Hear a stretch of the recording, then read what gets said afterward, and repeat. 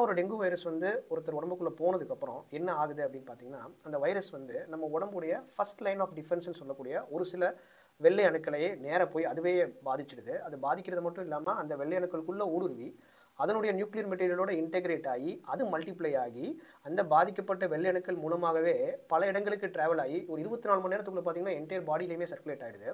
So இது எது மூலமா இந்த மாரி பரவுதல் நடக்குதுன்னு பார்த்தீங்கன்னா, நார்மலா வந்து நம்ம பாடி சிஸ்டம்ல 2 வகையான சர்க்குலேஷன் பொதுவா சொல்லுவோம். ஒண்ணு பிளட் சர்க்குலேஷன் உங்க எல்லாருக்கும் தெரியும். 2வது லிம்ஃபாட்டிக் சிஸ்டம் அப்படின்னு ஒண்ணு இருக்கு. அதாவது பாடியில இருக்கக்கூடிய ஃப்ளூயிட் பேலன்ஸை மெயின்டைன் பண்றதுக்கும், இந்த மாரி ஏதாவது இன்ஃபெக்ஷன் வந்துருச்சு அப்படின்னா, எதிர்ப்பு அணுக்களை ரெக்ரூட் பண்றது, பல இடங்களுக்கு உடனே செயல்பாட்டுக்கு அனுப்புறதுக்குன்னு சொல்லிட்டு ஒரு தனியா ஒரு சர்க்குலேஷன் சிஸ்டம் இருக்கு. அத லிம்ஃபாட்டிக் சிஸ்டம்னு சொல்லுவோம்.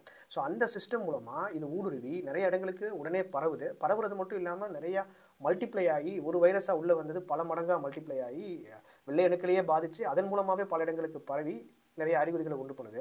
இந்த பாதிக்கப்பட்ட வெள்ளை அணுக்களுமே ஒரு சர்ப்ரைஸா ஒரு அட்டாக் பாடி இம்யூன் சிஸ்டம்க்கு நடக்கும் பொழுது நிறைய கெமிக்கல் மீடியேட்டர்ஸை ரேண்டமா ரிலீஸ் பண்ணும். அதாவது அந்த நோயை கட்டுப்படுத்துறதுக்கு உடம்பு வந்து நிறைய கெமிக்கல் சிக்னல்ஸ் ப்ரொடியூஸ் பண்ணும். அந்த கெமிக்கல் சிக்னல்ஸ்க்கு 2 பயன்பாடு இருக்கு. ஒண்ணு அந்த நோய் உடம்புல இருக்குன்றதுக்கு சில அறிகுறிகள் நம்மளுக்கு காட்டுறதுக்கு பயன்படும். இன்னொன்று அந்த நோயை கட்டுப்படுத்துறதுக்கும் பயன்படும். பட் ஆனா இந்த நோயுடைய தீவிரம் எந்த அளவுல இருக்கும் அப்படின்னா, 24 மணி நேரத்துக்குள்ளேயே உடம்புல பல இடங்களுக்கு பரவுறதுனாலையும் மல்டிப்ளை ஆகி அதிகமா வைரஸ் ஸ்ப்ரெட் ஆகுறதுனாலையும் அந்த ஷார்ட் பீரியட்ல ஏகப்பட்ட கெமிக்கல் மீடியேட்டர்ஸ் உடம்புல ரிலீஸ் ஆகுறது நமக்கு அறிகுறிகள் உண்டு பண்றதுக்கு ஒரு பக்கம் காரணமா இருந்தா கூட நிறைய நேரங்கள்ல அந்த கெமிக்கல் மீடியேட்டர்ஸ் மூலமாவே உடம்புடைய சமநிலை, அதாவது ஹோமியோஸ்டாசிஸ் வந்து அஃபெக்ட் ஆயிடும்.